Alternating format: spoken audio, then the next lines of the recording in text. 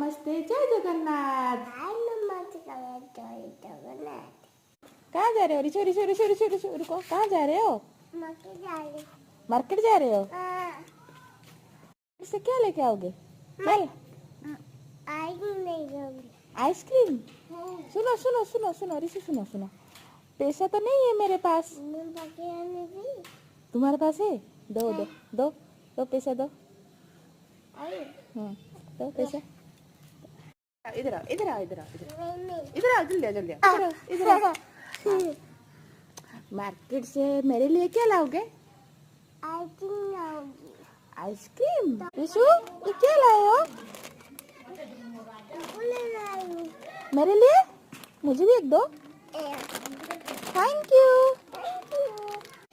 Please हमारे channel को like share subscribe कर दो।